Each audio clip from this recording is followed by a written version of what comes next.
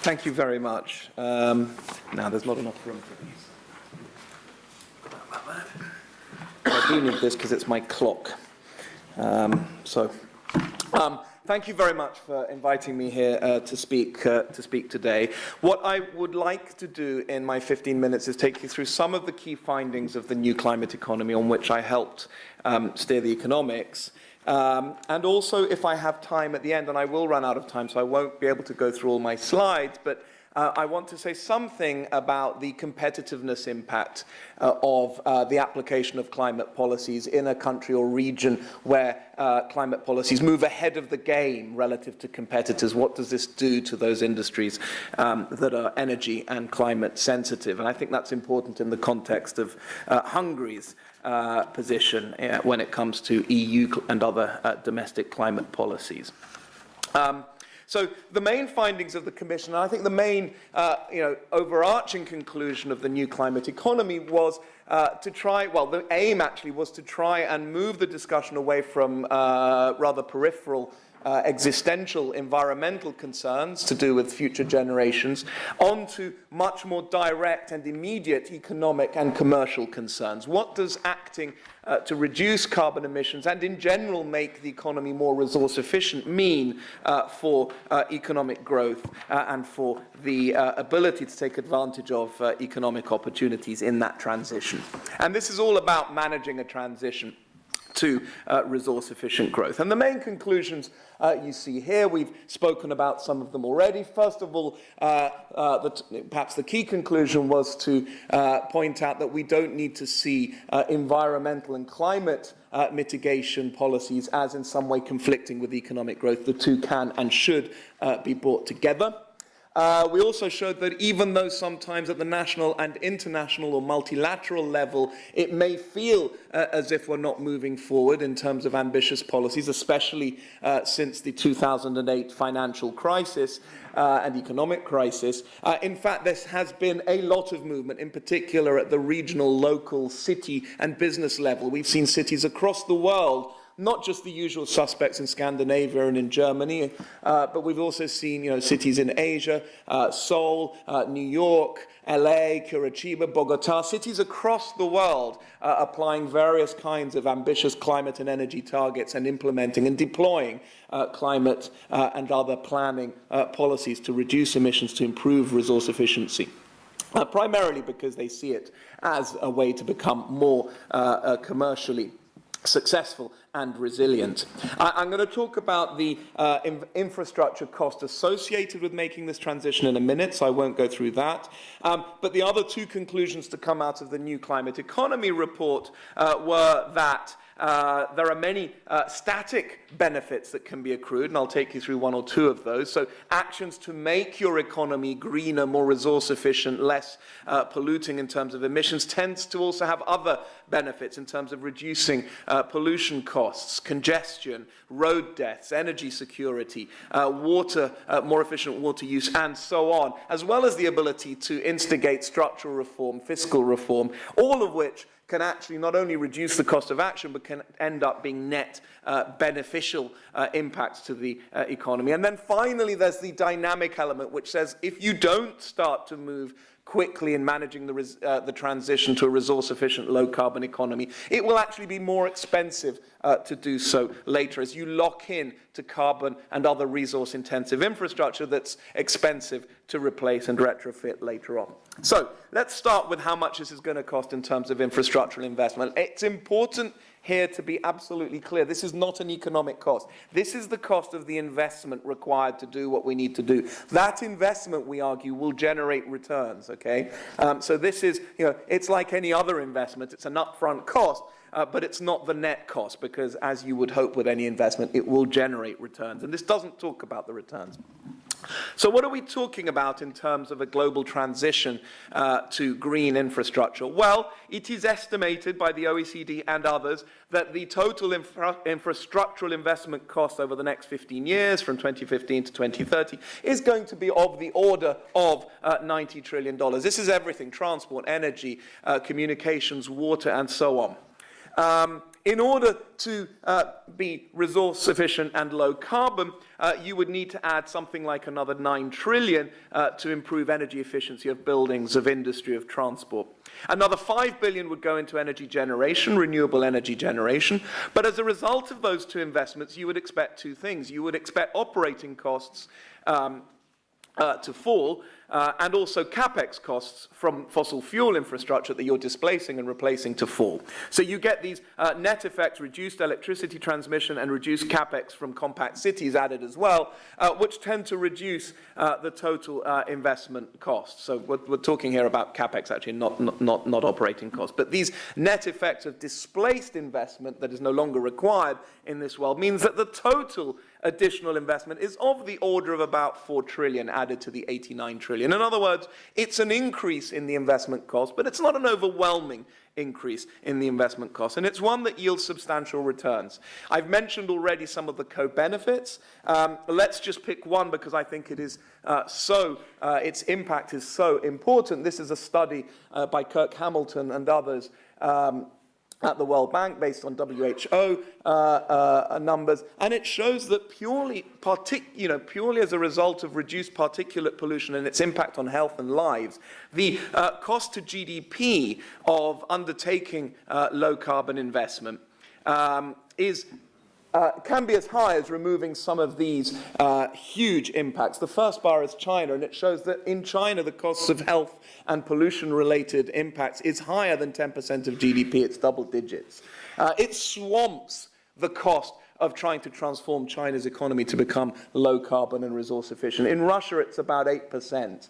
I don't see Hungary in there, but I imagine, given the energy and carbon intensity of the economy here, it is a non-trivial number. So this one metric alone, if you can remove or make serious inroads into some of these costs, you have the potential to more than pay for the impacts of moving towards a low carbon economy.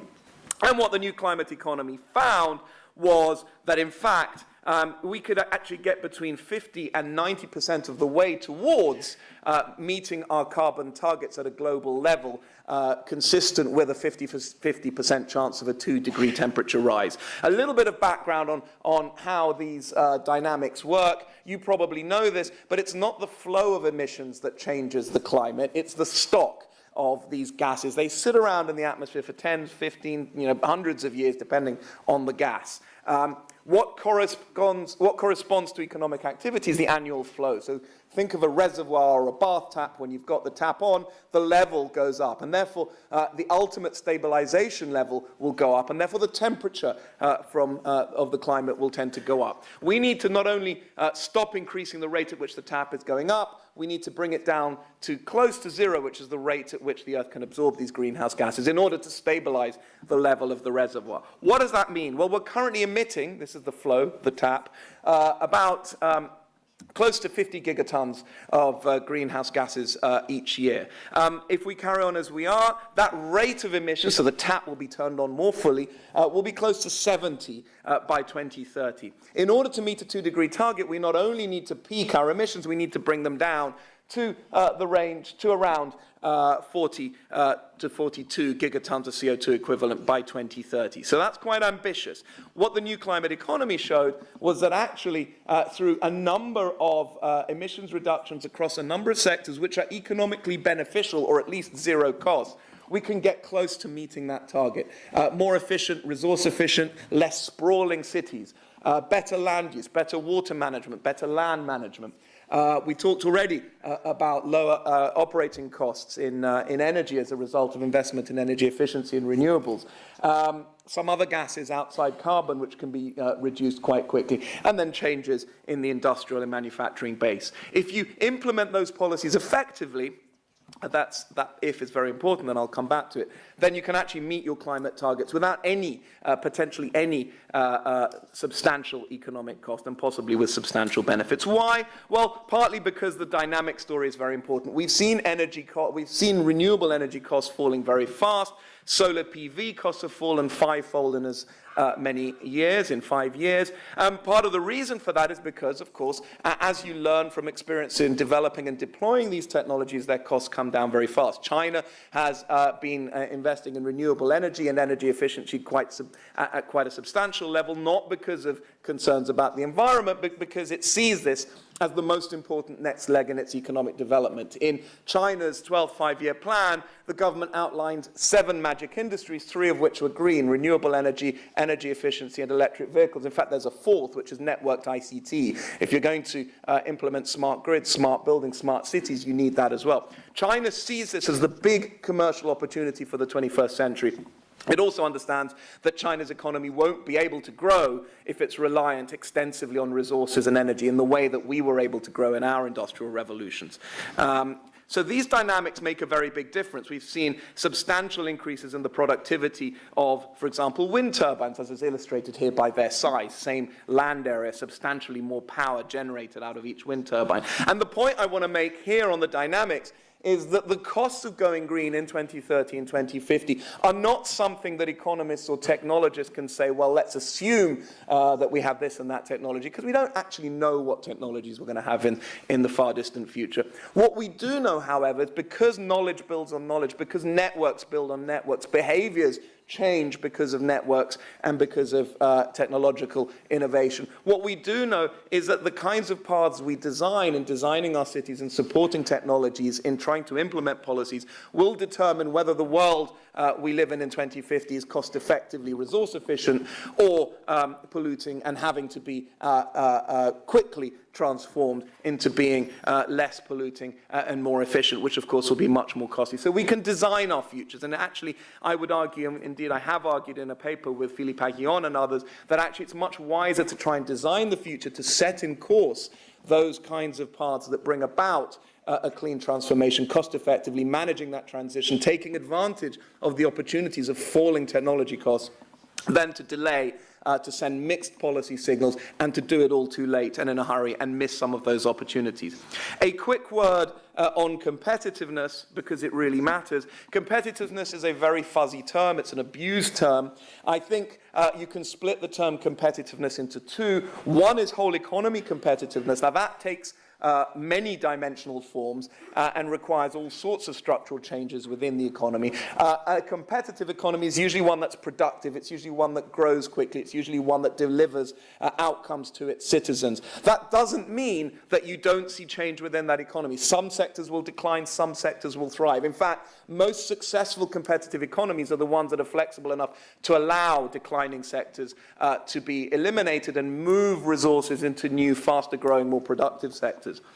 At the sectoral business level, of course, that's very different, because if you are one of those declining sectors, then you want to know the impact of your policies on those sectors. And of course, green policies can raise energy costs and have an impact on carbon-intensive, energy-intensive sectors that are traded across borders. And there's a lot of studies, and I've undertaken a few myself at the London School of Economics, that try and look at the impact of moving ahead of your competitors on green policies. And I'm not going to have time to take you through all those, but it's worth saying that actually the empirical evidence so far has shown very little relocation of industries, carbon-intensive, tradable industries, in regions that implement ambitious climate policies to regions that don't. Why is that? Well, part of that is because there are border and agglomeration effects that tend to keep industries there.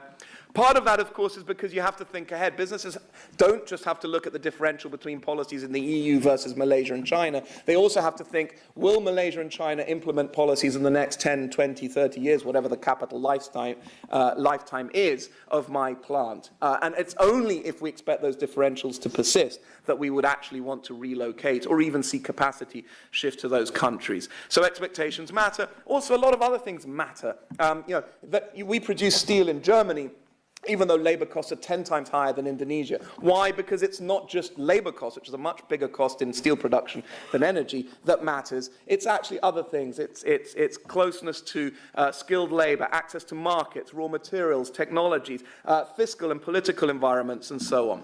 But that's not to say that some sectors aren't vulnerable and won't be vulnerable, and we need to distinguish short-run lack of responsiveness from long-run responsiveness when you can get substantial agglomeration effects, meaning that whole sectors and their supply lines move abroad internationally. I won't talk about the policies to try and prevent that, but I will say that clearly trying to support a transition, retooling, reskilling an economy is very important. Providing labour mobility is very important. But at the whole economy level, it also means supporting new markets, providing credible business signals so investors and entrepreneurs can invest in new sectors, new technologies, new networks, all of which yield substantial return in one of the fastest growing sectors in the world. At the whole economy level, it's economies with flexible institutions that don't inhibit the flow of resources from declining productivity sectors to more productive sectors which have more viable growth prospects, such as renewables and energy efficiency, which will be amongst the fastest sectors to grow over the coming century. And countries will need to think very carefully about whether they miss out on that revolution. In the UK, when we went from kerosene and wax to electricity, there was a lot of resistance from the whalers and the kerosene producers who wanted to delay electrification because it meant a lot of jobs lost in the UK on that. That's not to say that electrifying the national grid in the UK was the wrong thing to do. So these things are very, very